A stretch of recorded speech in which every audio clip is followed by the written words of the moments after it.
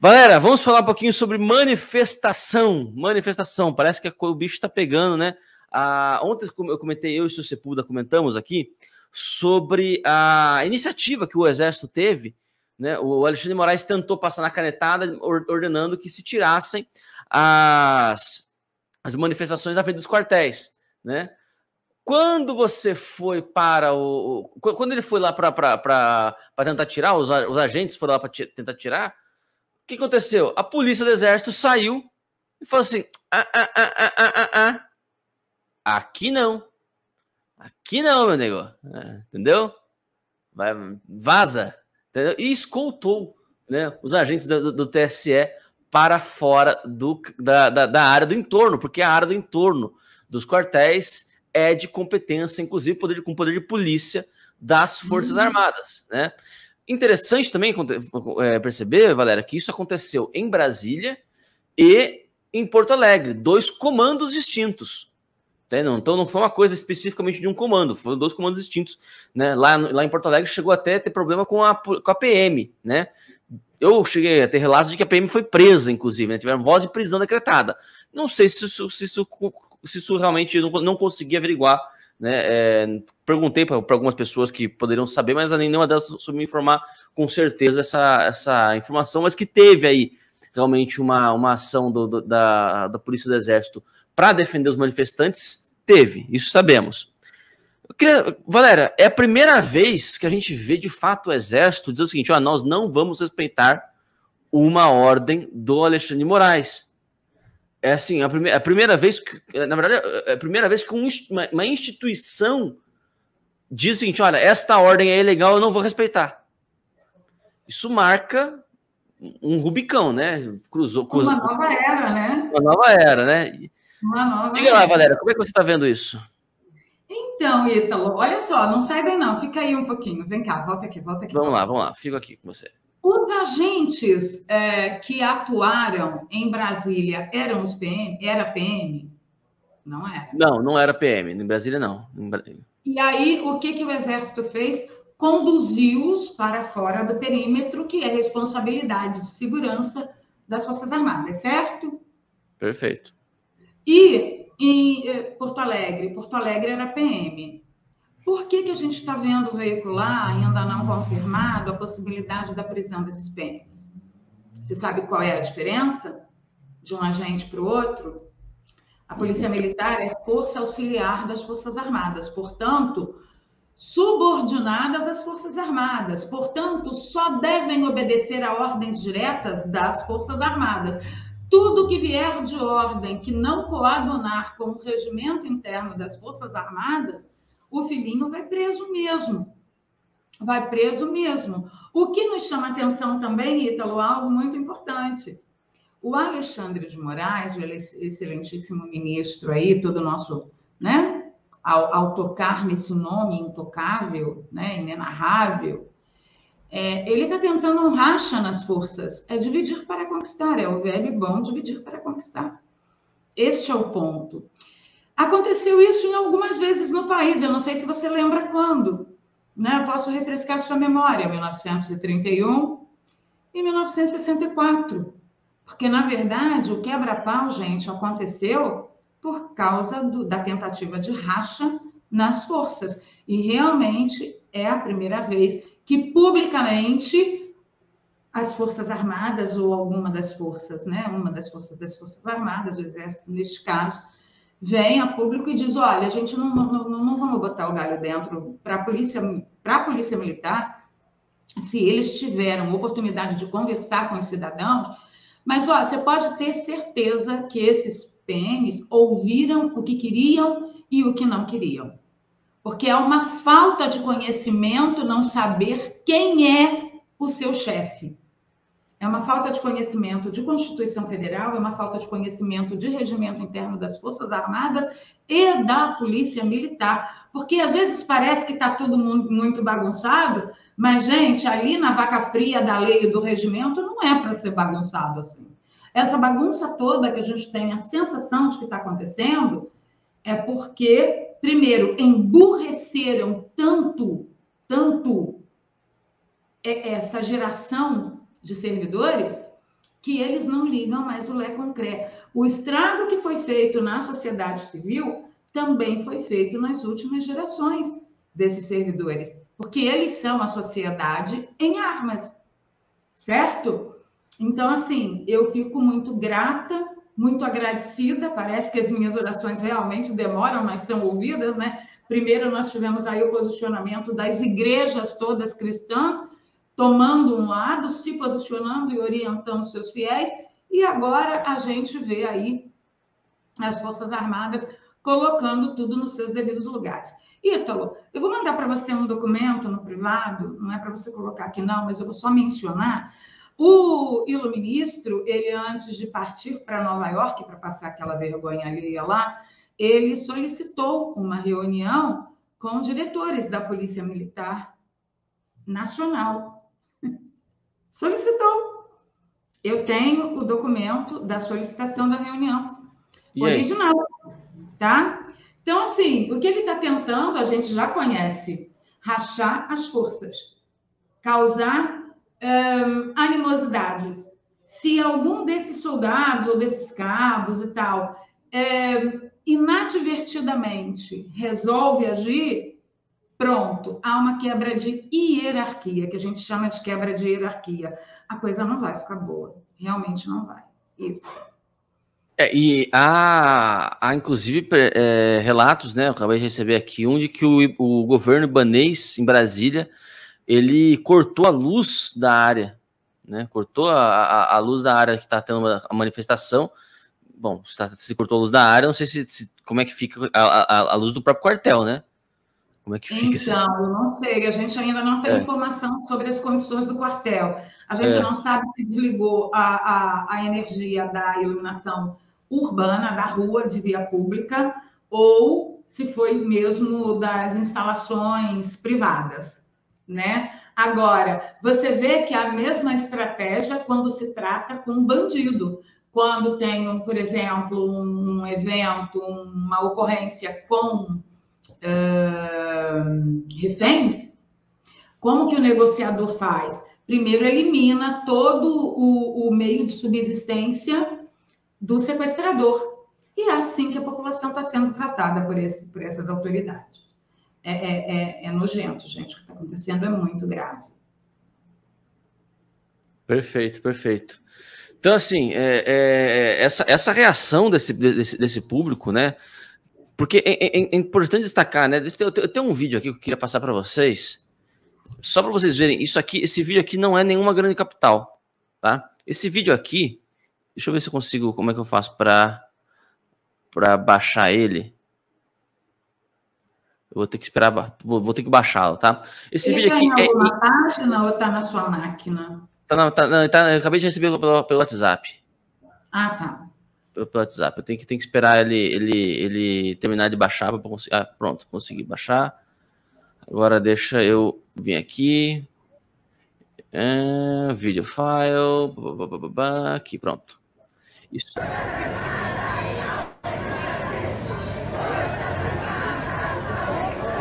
Isso aí, pessoal, é hoje em Itu, no interior de São Paulo.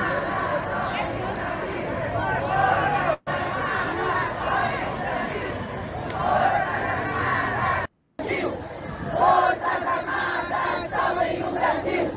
Forças Armadas, salvem o Brasil! Olha até onde vai, lá no fundo. Salvem o Brasil! Forças Armadas, salvem o Brasil! Forças Armadas, salvem o Brasil! Vou adiantar um pouquinho, só pra gente ver. Olha só. Não acaba, não. Não acaba, não. Isso só... Forças Armadas, Isso em Itu. Forças Armadas, salvem o Brasil! Isso só em Itu.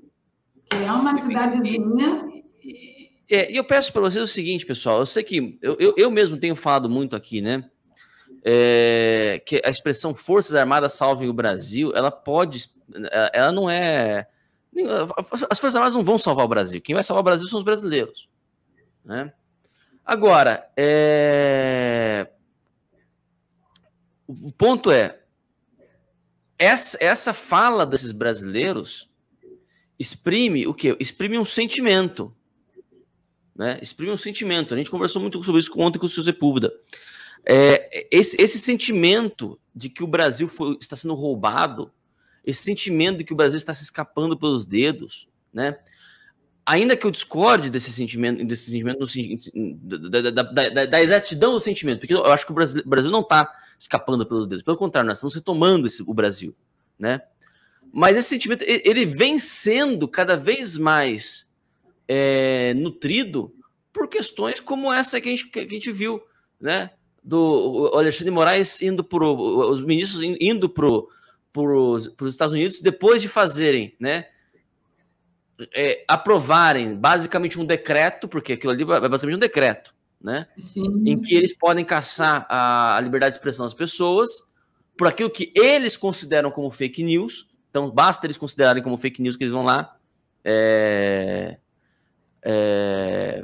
e vão lá e calam as pessoas. Fazem o que querem, prendem, silenciam. É óbvio que as pessoas olham para isso, eles vêm com pasmos, um condenado sendo descondenado, sendo botado de volta nas eleições, uma eleição que não teve transparência, confirmada, essa falta de transparência confirmada pelo relatório do Exército. Isso aí não é Ítalo falando, eu não estou espalhando fake news aqui, eu estou relatando o que o Exército falou. O Exército disse, olha, não teve transparência no processo. Está lá no relatório. Né? Então, assim, essas coisas vão se somando, e a uma hora as pessoas falam assim, não, gritam Forças Armadas, gritam alienígenas, gritam Deus, gritam o que quiser, entendeu? Mas aquilo ali é a expressão de um sentimento, a expressão de uma revolta, né? E o pessoal relatando aqui, gente, quem tem aí quem tem aí relatos das suas cidades, traga para nós aqui. O pessoal falando aqui, Presidente Prudente. Eu vou ver aqui de Rio Claro como é que vai estar daqui a pouco. Entendeu? Então, assim, Itu é uma cidade, tem um quartel, por isso a manifestação. Pois é, tá lá na frente do quartel. Aqui tem o tiro de guerra. O pessoal tá na frente do tiro de guerra agora. Aqui em Rio Claro. Então, e aí? Né? E aí, Valéria? É preciso saber fazer análise sociológica desse movimento, entendeu? Para não cair nas falácias de quem quer ridicularizar o movimento legítimo. E tal. Olha, então, a gente pode juntar aí o desespero de alguns políticos que estão na rede social, dando bote com bumbum, dizendo que o lugar de manifestação é em frente ao Congresso. Ora, vamos contar quantas manifestações foram feitas na frente do Congresso desde que, por exemplo, Bolsonaro assumiu o poder e o Congresso cagou na cabeça de todas as manifestações e todos os brasileiros que estavam lá. A gente pode enumerar, porque eu e o Ítalo, além de participar de algumas, cobrimos todas presencialmente. E agora, porque o povo deu uma banana para eles, porque são ineficazes, o Congresso está sendo ineficaz, inatuante. Ele não se mexe, eles não fazem o que tem que fazer, eles realmente não representam o povo. Então, assim, trocando em miúdos, Ítalo, uma análise sociológica, eu vou arriscar aqui, tá, gente? Eu não sou socióloga. Mas, assim, o que eu sinto que pode passar na cabeça dessa população que foi para frente dos quartéis é o seguinte: olha, eu vou dar só um exemplo de tantos outros, mas, assim, o mais recente. O artigo 221 da Constituição Federal garante que a eleição é anulada se for negado dados para auditoria da eleição. E me parece que essa negação foi apresentada como fator preponderante no relatório das Forças Armadas, quando eles dizem que foi impossível chegar à condição sine qua non, a resposta de que se houve ou não problemas. Mas por quê? Porque eles não tiveram acesso a todos os dados solicitados. Então, de acordo com o artigo 221, essa eleição tem que ser anulada e tem que se chamar outra eleição. Como o povo está desarmado, o Congresso já está falando até em vamos para 2023 e vamos... como é que eles... acho que foi o Renz que falou anteontem, CPI de não sei o quê. Ah, meu amigo, vá se ferrar, entendeu? Então, a população desarmada vendo mais um artigo da Constituição Federal sendo jogado no lixo, que garante realmente a estabilidade e a permanência de um regime democrático no país. O que a população foi fazer? Pedir socorro a quem tem as armas. O que a população está dizendo na frente dos quartéis, eu imagino, né? Olha, obrigue-os a cumprir a nossa Constituição Federal. Restabeleça a lei e a ordem, porque assim não dá. Esse é o meu pensamento, tá? Não sou socióloga, é só aqui um tirinho. Então, eu acredito muito que tem esse sentimento. Obrigue-os a cumprir a Constituição Federal. Entendeu? E deixa eu responder aqui a dona Inês Maria Schoffen, que não deve me conhecer, não deve seguir as minhas redes, que está aqui, ó. Então, Valéria Bernardo, já aprendeu a não criticar um presidente igual Bolsonaro? Ô, Ítalo, eu acho que ela não me conhece, né? Ou então ela está me confundindo com outra pessoa. Dona Maria Inês, dá um pulinho nas minhas redes. Tá bom, meu amor? Não, então, eu acho que o sentimento geral é esse, entendeu? Obrigue-os a cumprir, pelo amor de Deus. Sim. O Max Rocha mandou 2 superchats aqui, ó. Quero ler os dois na sequência. Chegamos nessa situação, pois Bolsonaro se omitiu desde 2019. Por que ele se omitiu? Pergunte ao Flávio Bolsonaro. E mais tarde ele fala o seguinte: pare de ficar instigando o povo, isso não vai dar em nada, eles vão se ferrar sozinhos. Bolsonaro já negociou o que queria, já usou o povo de novo. Os generais estão ansiosos para ficar de joelhos para o Lula. Max, eu discordo de várias coisas que você colocou aqui. Vamos lá. Deixa eu comentar. Primeiro, repare o seguinte, eu fui nas manifestações. Raramente se falava em Bolsonaro.